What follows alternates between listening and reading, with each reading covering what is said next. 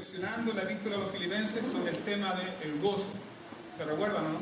Y se recuerdan cómo el apóstol Pablo cambió las circunstancias de la iglesia y cómo se forma la iglesia de Filipo, y recuerden también las circunstancias que estaba este apóstol. Recuerden que él estaba encarcelado, ¿cierto? Los romanos tenían preso a Pablo, pero el poder del evangelio fue tan potente, tan grande, que el apóstol Pablo logró evangelizar a la guardia pretoriana. Ese es el poder del evangelio. Porque la guardia pretoriana era la guardia que se encargaba de proteger al emperador. ¿Y quién era el emperador en ese momento?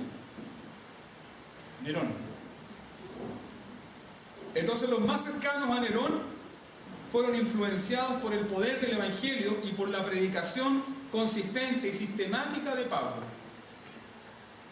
Tanto así que el apóstol Pablo, cuando manda saludos a las otras iglesias, en el capítulo 4 de la epístola a los Filipenses, el apóstol Pablo dice: voy a usar una versión popular, versión mía. Los cabros del palacio de Nerón les mandan saludos. Pero bíblicamente sería: la guardia del César también les manda saludos en el Señor. ¿Se da cuenta cómo no hay límites para el poder del evangelio? No hay límites para el poder del evangelio. No existen límites para el poder del evangelio. ¿Por qué? Porque el evangelio es vida, el evangelio es poder, el evangelio es transformación. El evangelio, como decían los antiguos reformadores, el evangelio es novedad de vida. Es novedad de vida. Por eso hoy estamos aquí celebrando la vida. En esta fiesta de Pascua o Pascua de Resurrección, como el mundo le llama, muchos están celebrando una fiesta religiosa. Pero ¿qué hemos venido a celebrar nosotros aquí? Quiero que tenga ese pensamiento en mente. ¿Qué ha venido usted a celebrar aquí esta tarde? ¿Los huevitos? ¿El conejito? No tiene nada de malo. No tiene nada de malo. Pero ¿qué hemos venido a celebrar? La resurrección del Señor Jesucristo. Pero también el hecho importante de que si el Señor resucitó, nosotros también resucitamos con Él. Si el Señor resucitó, nosotros también hemos pasado de muerte a vida. Y estamos viviendo una vida nueva. Sin embargo, hay muchas personas que celebran la fiesta de la Pascua, celebran la fiesta de la resurrección. Están celebrando la resurrección, pero el poder de la resurrección no está operando en ellos. ¿Me entienden? Una cosa es que estemos celebrando la resurrección de Cristo, como en todas las iglesias lo han hecho en este día. Pero otra cosa muy distinta es que el poder del resucitado esté operando en sus vidas. Yo creo que reflexionen eso. Porque somos invitados y somos desafiados por la palabra del Señor a comprobar el poder de la resurrección en nuestras vidas. La cruz nos enseña humildad. La cruz nos enseña que éramos viles pecadores por los cuales Cristo tuvo que morir, porque no podíamos hacer nada para salvarnos. Pero no podemos estar pegados toda la vida en la cruz. También debemos fijar nuestra atención en la resurrección. La cruz y la resurrección. La cruz nos humilla por nuestro estado de pecadores, pero también la resurrección, ¿qué hace? Nos exalta, nos levanta juntamente con Cristo. Entonces somos invitados por el Evangelio, somos invitados por el cristianismo a vivir en el poder de la resurrección, a vivir en el poder de una nueva vida, a vivir en el poder eficaz que transforma todo, a vivir en el poder de la resurrección. Usted está aquí hoy presente por el poder de la resurrección de Cristo. Usted está aquí hoy presente escuchando ese sermón. Yo estoy predicando esto porque hay una tumba vacía. Piensen esto. La iglesia ha sufrido los peores embistes en toda la historia de la humanidad. El Imperio Romano, bestias, fieras, hombres sanguinarios, persecuciones, muertes. Han pasado más de 2000 años y la iglesia sigue afirmando: Cristo el Señor ha resucitado. Me viene este pensamiento, y si me permite, tía Marujita, con mucho respeto, yo creo que la fecha en que partió el pastor Rolando, yo creo que es la fecha más predilecta de él. Porque yo recuerdo una vez que celebramos la resurrección, ya llegaba temprano y decía: el Señor ha resucitado. Por esa voz debajo: el Señor ha resucitado. Y él tuvo el privilegio de que el Señor lo llevase en medio de estas fiestas. Hombres y mujeres que viven en el poder de la resurrección son hombres y mujeres que tienen el poder para cambiar la historia. Cómo el cristianismo del primer siglo transformó una cultura tan hostil, tan pagana como el Imperio Romano. ¿Saben por qué? Porque esos cristianos le decían a un mundo entero: ¡oh muerte! ¿Dónde está tu aguijón?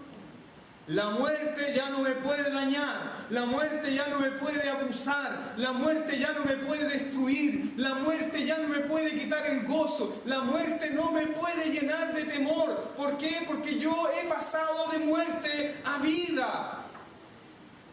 Pero muchas veces nuestra forma de enfrentar la vida, teológicamente hablando, es como Marta. No como Martita, como Marta. Yo me decir, ¿saben ustedes que Martita está de cumpleaños? Sí. Por favor, felicítenla.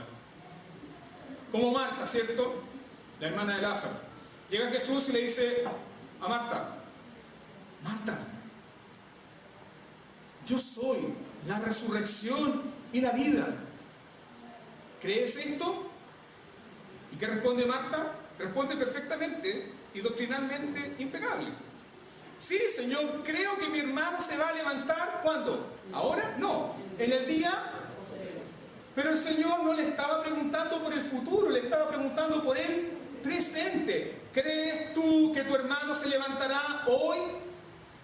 No, Señor, si yo sé que se va a levantar mañana. El Señor le estaba hablando en presente. Yo soy la resurrección y la vida. ¿Crees esto? Si creyeres, verás la gloria de Dios. Entonces nosotros somos desafiados a vivir la vida a la luz de la resurrección. Somos desafiados a vivir la vida a la luz y en el espíritu de la resurrección. Somos desafiados a vivir la vida cristiana, a la luz del poder de la resurrección de Jesucristo. Y ese es el gran deseo y ese es el gran anhelo del apóstol Pablo. Busque por favor Filipenses capítulo 3, verso 10. Y vamos a reflexionar sobre este tema, el poder renovador de la resurrección. Filipenses 3:10. Vamos a usar NBI. Si tiene 60, le sugiero seguir la pantalla. ¿Ya? Dice así Filipenses capítulo 3, verso 10. Lo he perdido todo. Lo he perdido todo a fin de conocer a Cristo, experimentar el poder que se manifestó en su resurrección, participar en sus sufrimientos y llegar a ser semejante a Él en su muerte. Así espero alcanzar la resurrección de entre los muertos. El apóstol Pablo está desnudando su corazón aquí. El apóstol Pablo está desnudando la motivación que domina su vida. El apóstol Pablo está siendo tremendamente honesto con la iglesia de Filipos y le está diciendo: ¿saben qué, hermanos? Yo tengo una sola ambición. Tengo una sola ambición, tengo un solo deseo. Hay algo que domina mi corazón. Y lo que domina mi corazón, ¿qué es? Conocer a quién. ¿Qué dice el texto? Conocer a Cristo y experimentar, ¿qué cosa? El poder de la resurrección. El apóstol Pablo sabe que en el día postrero va a resucitar, pero el apóstol Pablo en su corazón anhela conocer a Cristo y en vida experimentar, ¿qué cosa?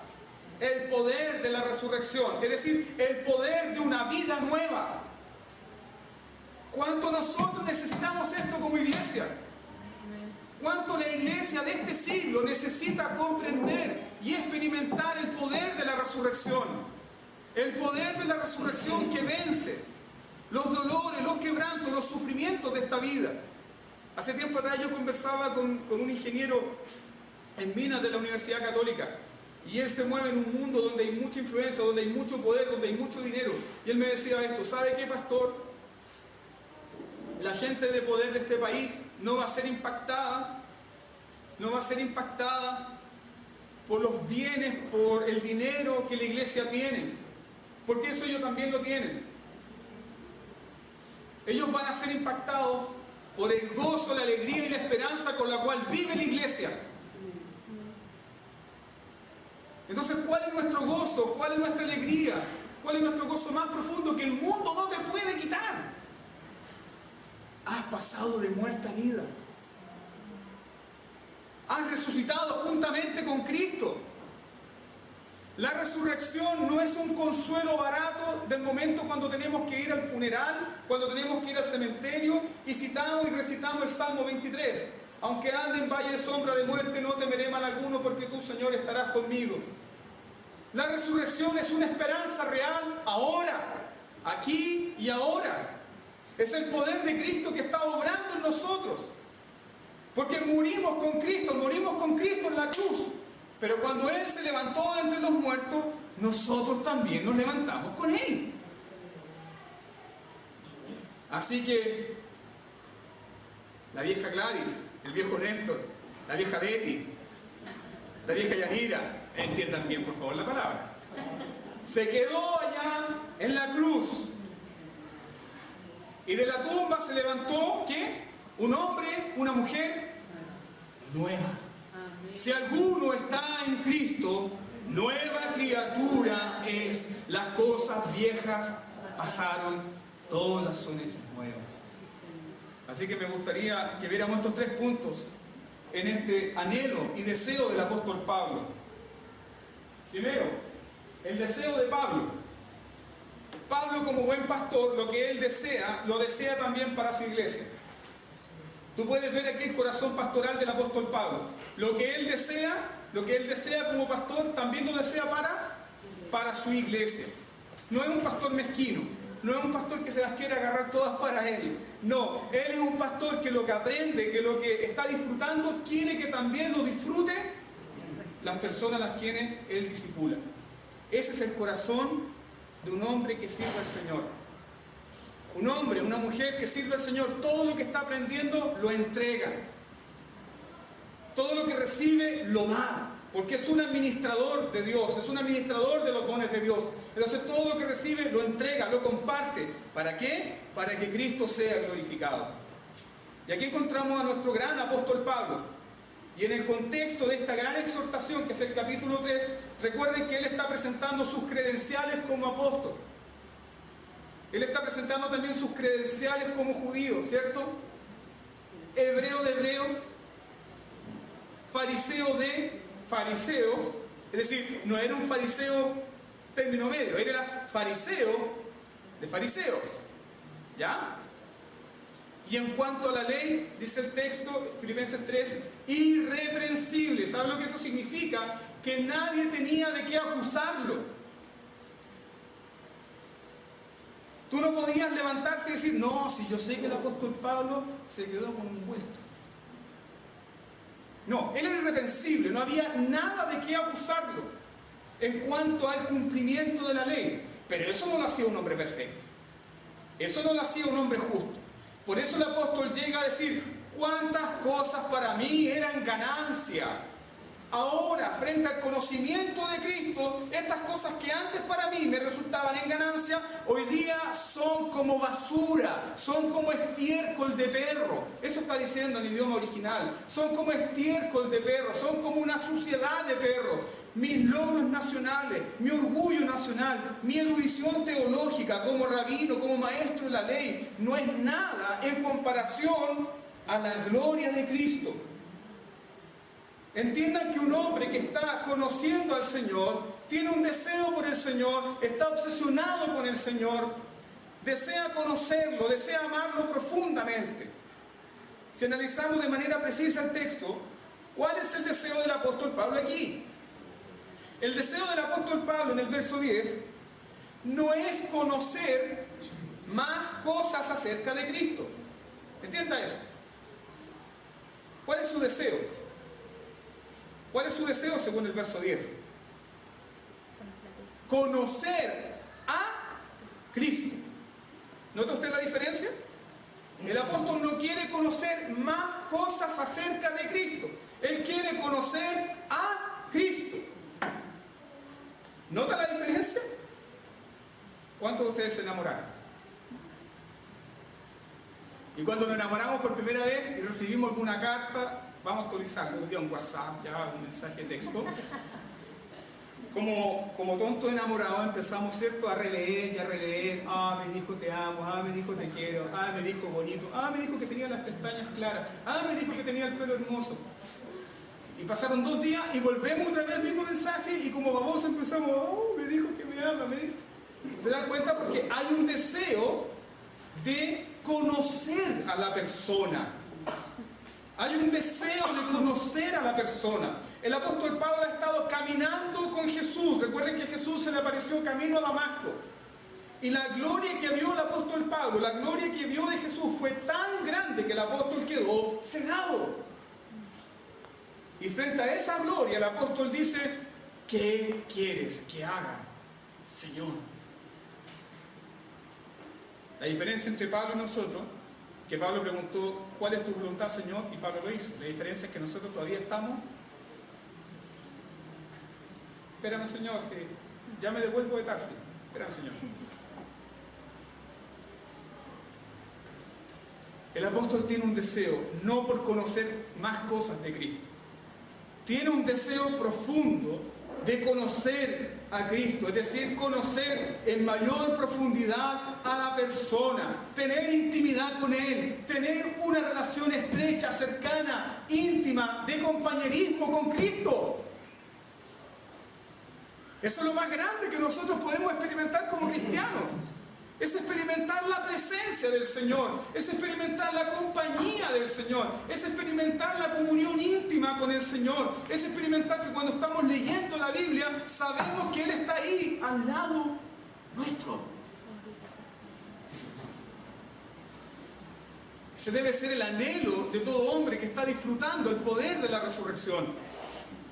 Así que Pablo tiene este deseo en su corazón, Pablo tiene este profundo deseo. Yo quiero que mediten esto. Podemos conocer muchas verdades teológicas, podemos conocer muchas doctrinas teológicas, manejarlas a la precisión, pero eso no significa que esas doctrinas están transformando nuestras vidas. Eso no significa que tengamos íntima comunión con el Señor. ¿Me entienden? Yo puedo conocer grandes doctrinas acerca de Cristo y aún así ser un rebelde. Yo puedo conocer grandes doctrinas y tener gran precisión teológica acerca de Cristo, conocer sus dos naturalezas, conocer su unión hipostática, conocer la diferencia en su naturaleza humana y divina, o definir esta unión de naturaleza según el credo de Calcedonia, que son inmutables. Pero aún así ser un rebelde y ser un desobediente. ¿Me entiendes? Podemos conocer la resurrección teológicamente y doctrinalmente, pero en nuestra vida práctica esa resurrección parece ser irrelevante, porque aún parece que el mundo nos tuviera esclavizados, aún parece que el mundo nos tuviese a nosotros atados con cadenas. Cuando fue el término de la Segunda Guerra Mundial, 1945, llegaron los aliados a Polonia. Llegaron a Polonia, llegaron a lugares para informar que la guerra había terminado. Había muchas personas que todavía estaban en el temor. Y muchas personas que las noticias no les llegó de inmediato, seguían viviendo bajo el miedo y bajo la desesperanza. Es más, hay crónicas de la historia que aseguran que muchas personas murieron de hambre porque nunca supieron que la guerra había terminado y estuvieron encerrados en los sótanos de sus casas. Todos los días domingo estamos afirmando y estamos diciéndole al el mundo y para nosotros, Cristo ha resucitado. Si Cristo resucitó, tú también resucitaste con Él. Si Cristo resucitó, estás viviendo una nueva vida. El apóstol Pablo tiene este deseo. Yo quiero conocer al Señor íntimamente, profundamente, pero también quiero experimentar el poder de su resurrección. Vaya por favor a Efesios capítulo 1, versículo 19. Estamos hablando de que Pablo es un buen pastor, ¿cierto? Y un buen pastor, ¿qué hace? ¿O qué debe hacer? Compartir. Compartir la palabra, no la comida. ¿Ya? Efesios 1, 19. Efesios 1, 19. Escuche bien esto. Vamos a tomar también el verso 18. ¿Ya? Alumbrando los ojos de vuestro entendimiento para que sepan cuál es la esperanza a que Él os ha llamado y cuál es la riqueza de la gloria de su herencia en los santos y cuál es la supereminente grandeza de su poder para con nosotros los que creemos. Escuche bien, para nosotros los que creemos. Es decir, este poder, ¿para quién es? ¿Es para el mundo? No. Pablo dice clarito, para los que creemos. ¿Y por qué creemos? Porque yo decidí creer. No, fue porque el Espíritu Santo obró en nuestros corazones trayendo la regeneración y nos hizo pasar de muerte a vida. Y cuando viví, entonces yo dije, creo, Señor, creo en ti. Cuando fui regenerado, entonces experimenté el arrepentimiento y la fe. ¿Ya? Alumbrando los ojos de vuestro entendimiento para que sepáis cuál es la esperanza que Él os ha llamado y cuál es la riqueza de la gloriosa de su herencia en los santos y cuál es la supereminente grandeza de su poder para con nosotros los que creemos, según la operación del poder de su fuerza, que hizo el poder del Señor, verso 20, la cual operó en Cristo, resucitándole de los muertos y sentándole a su diestra en los lugares celestiales. El poder de Dios resucitó a Cristo de los muertos y además, ¿qué hizo? Lo sentó en los lugares celestiales. ¿Cuál es el deseo del apóstol? Que la iglesia experimente el poder de la resurrección. Que la iglesia de una vez por todas comprenda cuál es su posición. Que la iglesia de una vez por todas comprenda que está sentado en lugares celestiales con Cristo. Va a sonar coach en esto, pero ustedes saben que yo no soy así. Pero si usted nació de nuevo, usted es más que vencedor. No porque tenemos que descubrir el código del campeón, olvídese esas patrañas. No porque hay un campeón escondido en nosotros, sino porque el campeón de los campeones venció por nosotros. Amén. Y Él nos otorgó su victoria de pura gracia y de puro amor. Él es el mejor David. Él es el mejor David.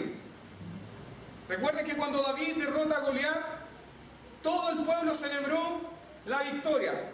Todos los cobardes que estaban escondidos, ¿cierto?, detrás de las trincheras, el momento que David le corta la cabeza a Goliat, todos salen, ¡ganamos, ganamos! Pero así fue también la victoria de Cristo. Cristo vence, Cristo resucita, Cristo es exaltado y la victoria de Cristo pasa a ser la victoria de ¿quién? Tuya y mía. Así que yo te pido, hermano, que por favor empieces a mirar tu vida a la luz del poder de la resurrección. Si naciste de nuevo, no naciste para perdedor. ¿Me entienden? Si nació de nuevo,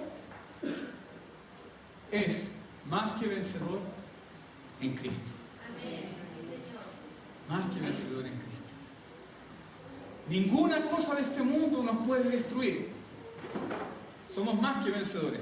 Y ese fue el pensamiento de la resurrección que moldeó el corazón de los primeros cristianos en el primer siglo. Policarpo, el viejo Policarpo que había sido discípulo del apóstol Juan, cuando él es encarcelado, bajo el imperio de Domiciano, cuando eres encarcelado y llevado al Coliseo para ser quemado.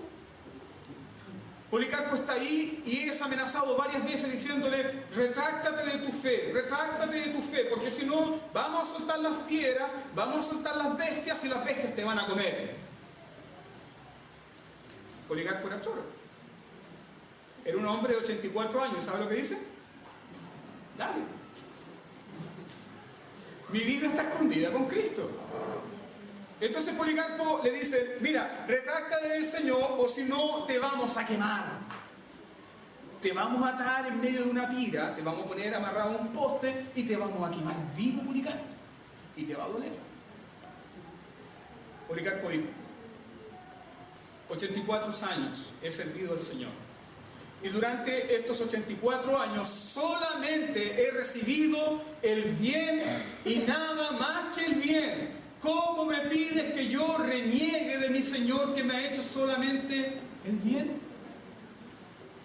Anda, le dijo, trae fuego, trae la leña. El fuego con el que tú me amenazas va a durar 1 hora, pero el fuego que te espera a ti, ese es eterno. ¿Cómo este hombre enfrenta estas circunstancias tan duras, tan difíciles? La muerte está ahí. La muerte está ahí, listo para atraparlo. ¿Cómo enfrenta estas circunstancias duras de dolor, de sufrimiento? Él cree en el poder de la resurrección. Él cree en el poder de la resurrección. Y él le dice a la muerte: ¡oh muerte! ¿Dónde está tu aguijón? Amén. Ya no hay aguijón. Ya no hay aguijón. Un cristiano de un pagano se diferencia de cómo tiene que enfrentar la muerte. Dietrich Bonhoeffer fue ejecutado en este mes, en el mes de abril, un mes antes de que terminara la Segunda Guerra Mundial. ¿Y saben cómo fue ejecutado? A él lo colgaron en un gancho de carnicero, porque eso hacían los nazis. Tomaban un gancho carnicero que tiene una especie de doble gancho, ahí ponían una especie de alambre filoso, a sus víctimas les envolvían el cuello con ese alambre y luego los colgaban. Pero la muerte para ejecutar a Bonhoeffer fue tan vergonzosa que él estaba desnudo. Y esto está relatado por otras personas que presenciaron eso. Entonces uno de los oficiales de la SS le dice: ¿qué se siente enfrentar la muerte? ¿Le tiene miedo? Bonhoeffer lo mira y le dice: hace frío.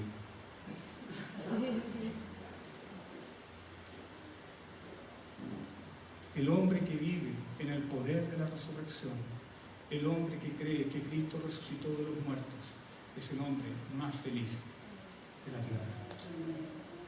Es el hombre que le dice a la muerte: oh muerte, ¿dónde está tu hijo? El deseo del apóstol Pablo es que la iglesia guste del poder de la resurrección. Es que la iglesia comience a desgustar del poder de la resurrección. Es que la iglesia comience a desgustar de que ha pasado de muerte a vida. Es que la iglesia comience a desgustar que todos los sufrimientos de esta vida, ¿sabe qué, hermano? Todos los sufrimientos de esta vida, llámese desamparo, llámese enfermedad, llámese abandono, llámese quiebre, todos esos sufrimientos quedaron en la tumba.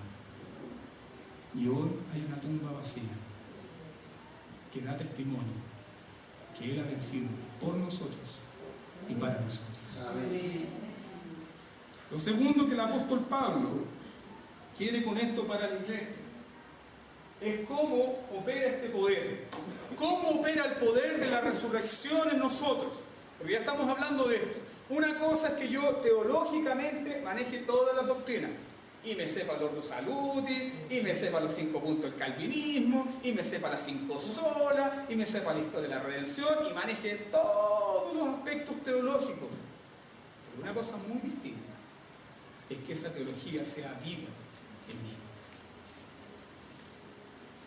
Hoy en día tenemos redes sociales, pero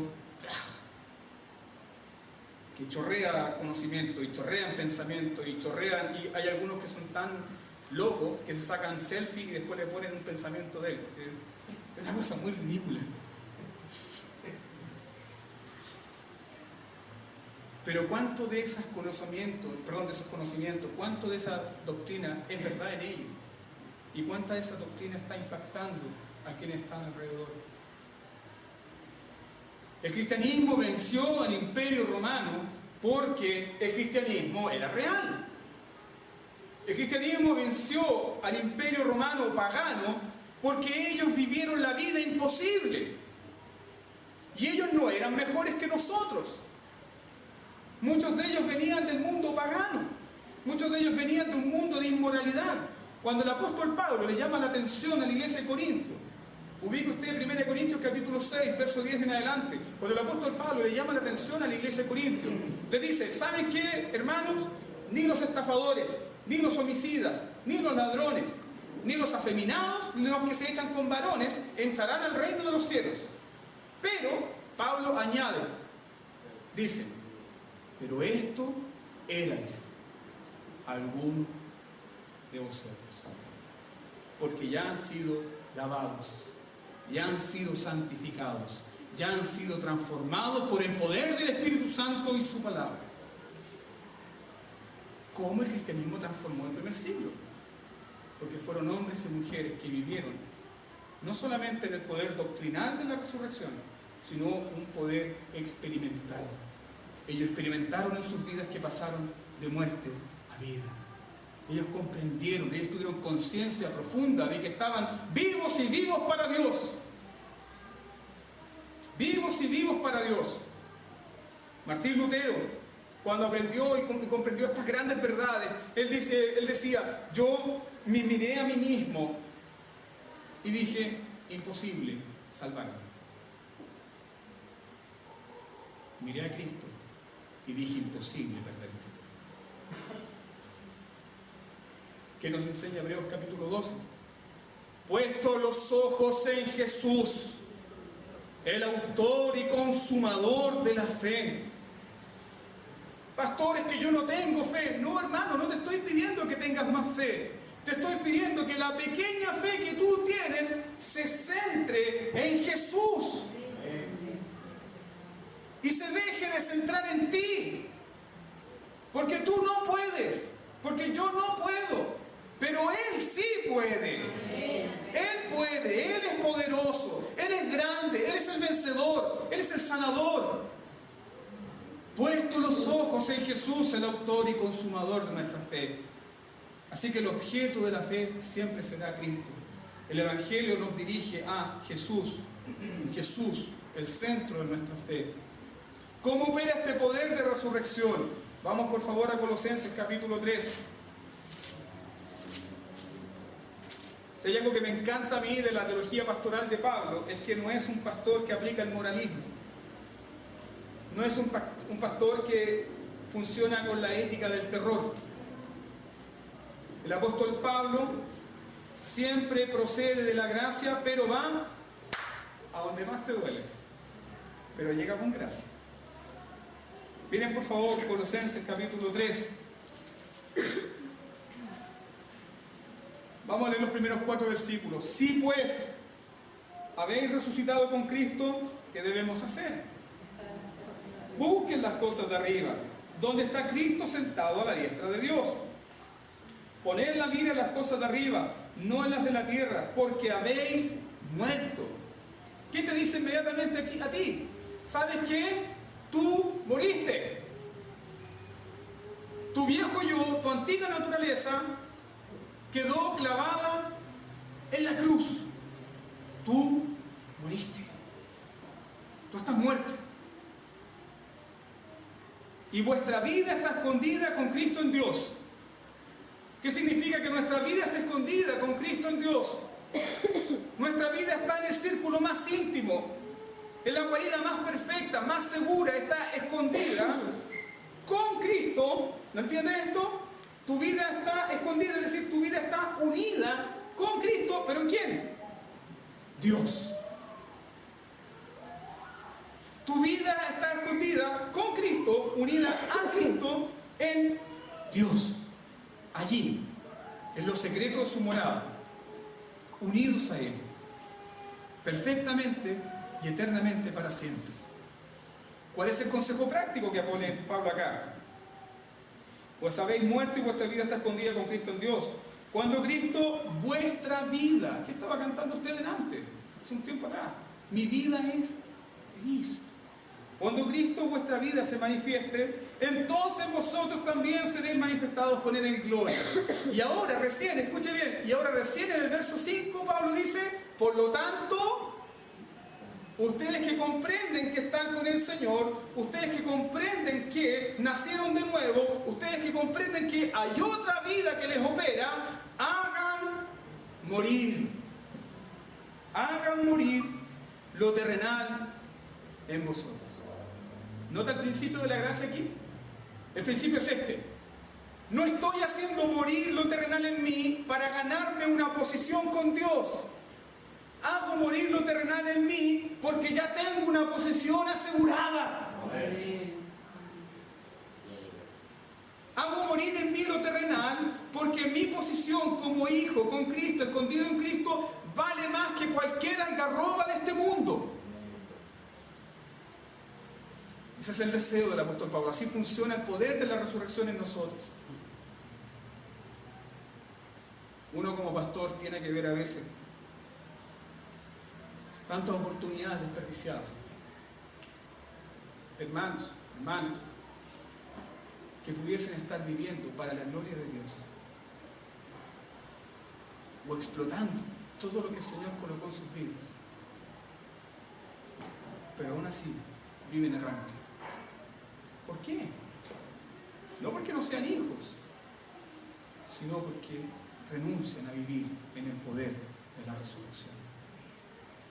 Doctrinalmente creen en ella, pero experimentalmente desconocen ese poder. En la práctica, ¿cómo funciona esto? No sé si alguien conoce la historia de Corrie ten Boom. Corrie ten Boom fue una niña holandesa que fue perseguida en medio de la Segunda Guerra Mundial, también fue prisionera. Pero fue perseguida porque ella ayudó a muchos perseguidos judíos, los alojó en sus casas. Y en medio de los campos de concentración, ella fue desnudada, vejada, la pelaron al cero, la burla, el escarnio, la humillación. Y ella en su corazón guardó resentimiento, odio y amargura contra los guardias nazis que hacían eso. Y ella se propuso en su corazón nunca más regresar a ese lugar. Pasó un tiempo, ya era casi una mujer anciana, pasó mucho tiempo, y le invitaron justamente a ese lugar o a la localidad donde ella había estado prisionera de guerra. ¿Qué sucedió? Le invitaron a dar una charla sobre el perdón. Y cuando ella está hablando del perdón, dirigiendo a la congregación acerca del perdón, porque para nosotros los predicadores hablar de estos temas es fácil, pero cuando tenemos que enfrentarlo cara a cara, algo pasa. Y ella estaba hablando del perdón y de que debemos perdonar, cuando en primera fila ve al guardia que durante esos años de encarcelamiento la humilló, la dejó y la trató mal. Y el guardia estaba escuchando la predicación de ella y decía, amén, sí, qué lindo, con una sonrisa de oreja a oreja. Y ella ve que al término de la charla el guardia se para y va caminando directo donde ella. Y ella dice en su corazón, Señor, yo no puedo perdonar a este hombre. Yo no puedo perdonarlo porque siento amargura, resentimiento, dolor por toda la humillación y por todo el daño que nos hizo. Yo no lo puedo perdonar, yo no lo puedo perdonar. Pero ella dijo algo muy importante.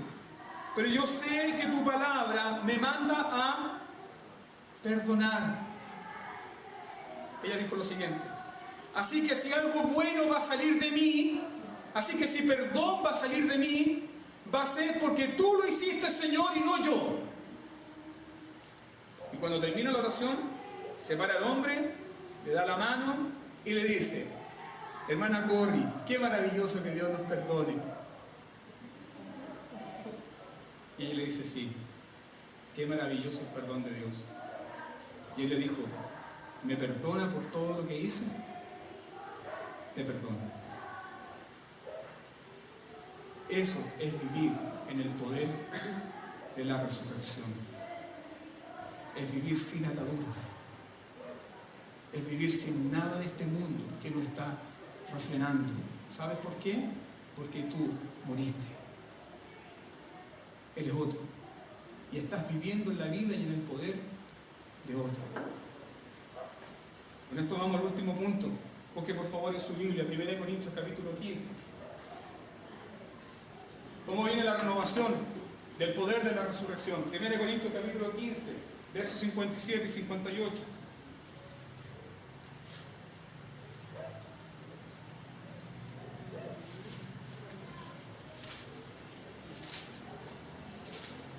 En la Biblia, si hay un capítulo acerca de la resurrección por excelencia, es 1 Corintios 15. Es el capítulo por excelencia que habla acerca de la resurrección. ¿Por qué? Porque los corintios estaban dudando, ¿cierto? Se habían introducido algunos falsos maestros diciendo que la resurrección ya se había efectuado, y otros decían que ya no había resurrección de muertos. Y el apóstol Pablo es tan enfático que le dice: si Cristo no resucitó, entonces vuestra fe no vale nada. Es vana vuestra fe. Si Cristo no resucitó, entonces vuestra fe no vale nada, y ustedes, los cristianos, son más dignos de conmiseración que cualquier resto de personas de este mundo. Entonces da una larga charla, el apóstol Pablo da una larga exhortación acerca de lo que es la resurrección. ¿Cómo termina esta exhortación? Busque por favor el verso 57 y 58. Más gracias sean dadas a Dios, que nos da la victoria por medio de nuestro Señor Jesucristo. Así que, hermanos míos, amados, estad firmes y constantes, creciendo en la obra del Señor siempre, sabiendo que vuestro trabajo en el Señor no es en vano. Él da esta tremenda charla teológica como un mazazo sobre la resurrección y termina con una aplicación práctica. Nada de lo que tú haces es en vano. ¿A causa de qué? A causa de que hay una tumba vacía. Nada de lo que tú haces es en vano. A causa de que Cristo se levantó de entre los muertos.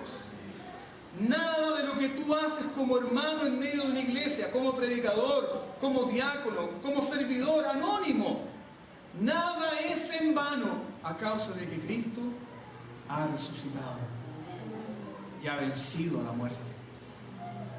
Y nosotros hemos resucitado con Él.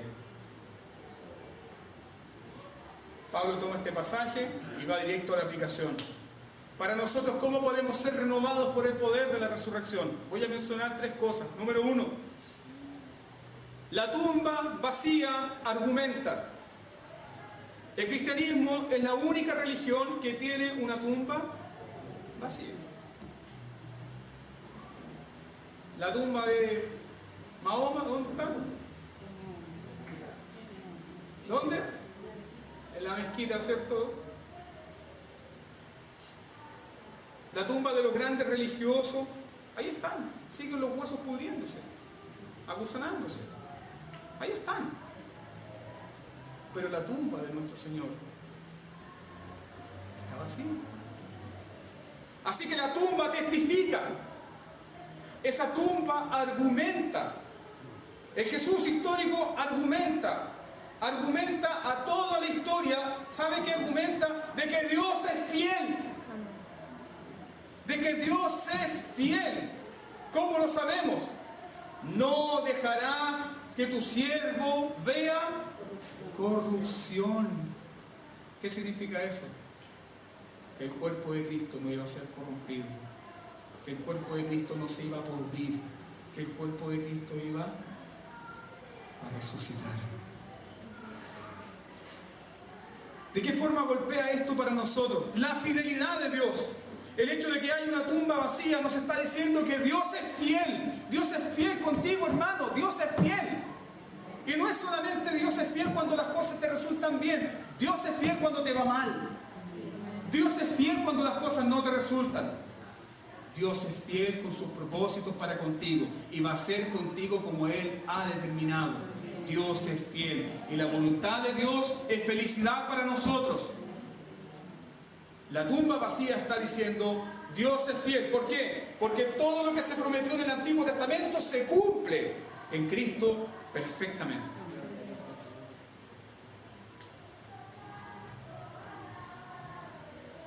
Así que, si esa tumba está mostrando la fidelidad de Dios, y mostró la fidelidad de Dios para con su Hijo, ¿cuánto más para ti que también eres su Hijo? ¿Puedes dudar de Dios? Si levantó a su Hijo de los muertos, hay una tumba vacía que le está diciendo, Dios es fiel. Dios puede. Dios es fiel. Hace poco yo escuchaba el testimonio de un sacerdote que es capellán de un colegio muy famoso acá en Santiago. Y él decía, contaba una historia muy triste, contaba una historia de una familia de mineros que vinieron a presenciar la graduación de su hijo. Ustedes saben que las graduaciones en los colegios siempre se hacen de cuarto medio en 14 de diciembre, por ahí más o menos, un poquito más, un poquito después.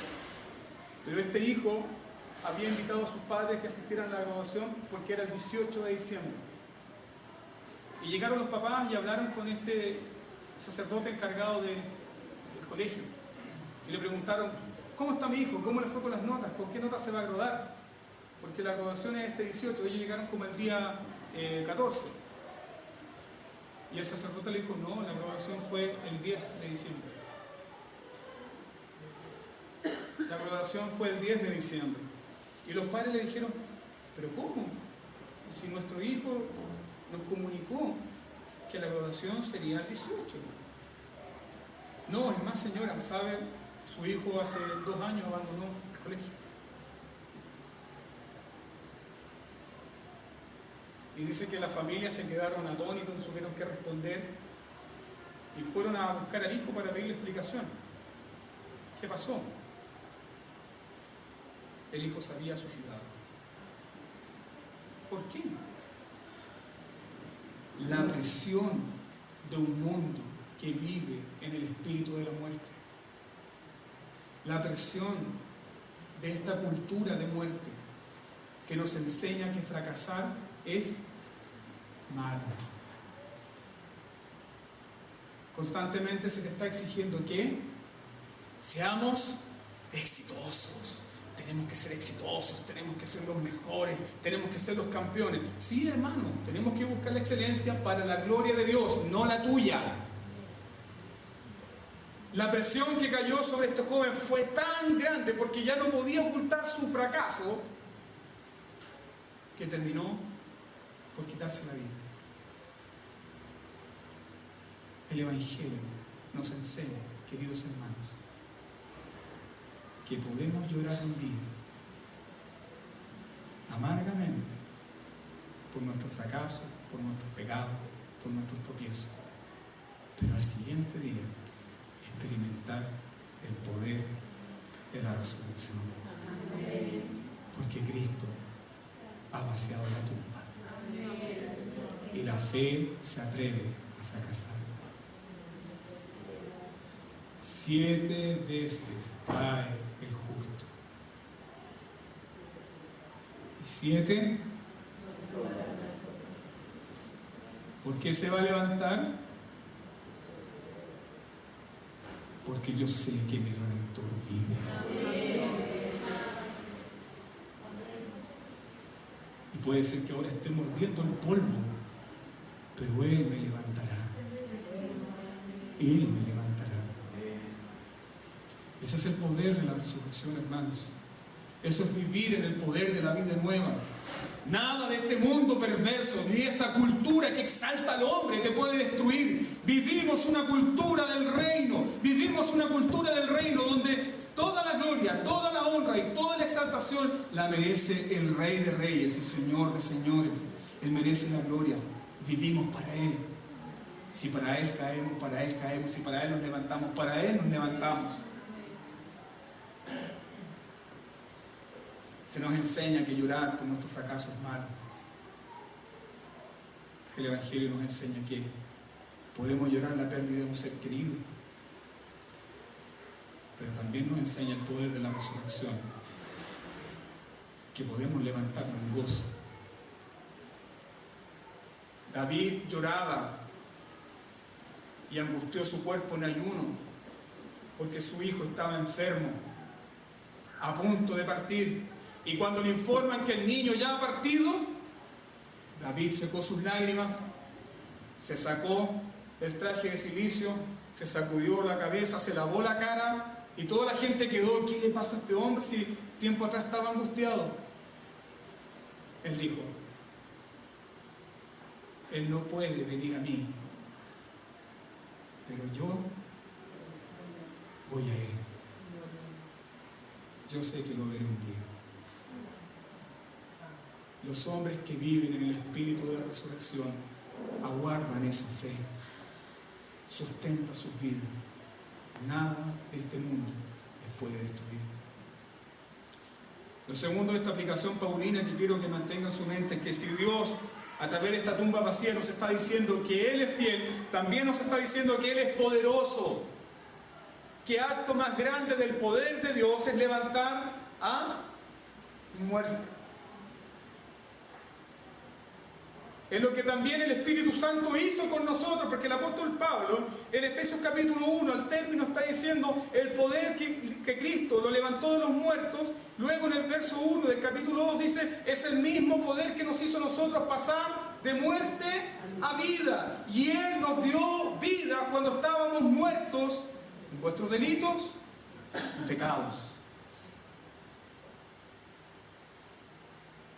Dios es fiel. Muestra esta tumba vacía. Dios puede. Dios es poderoso. ¿Cuántas veces tú y yo hemos quedado de mentirosos al prometer algo y no? ¿Y no qué?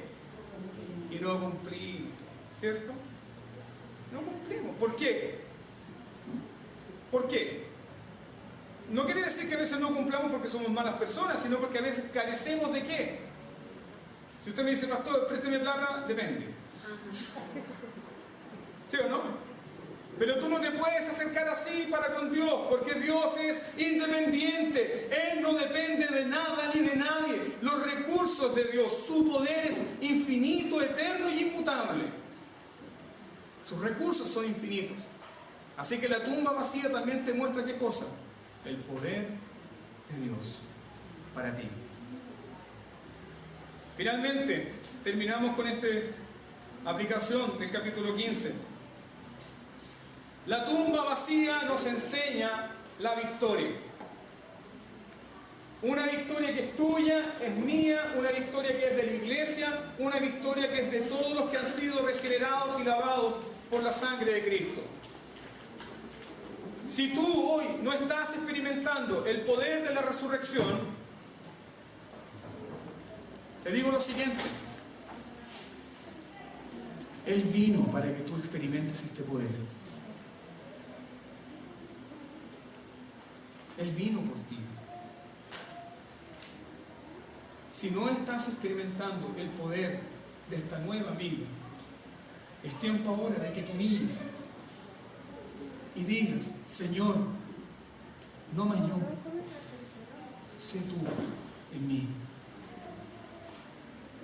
No más mis estrategias, no más mis recursos que se acaban, no más mis intentos fallidos.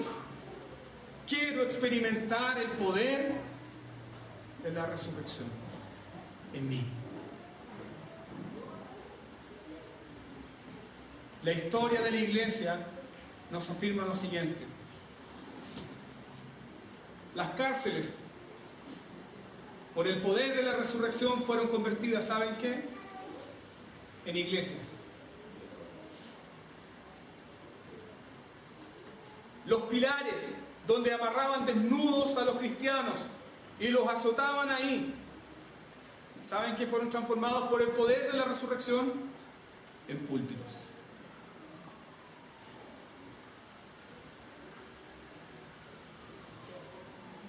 Los cristianos levantaron colegios, extendieron misiones, levantaron orfelinatos, cambiaron la cultura, afectaron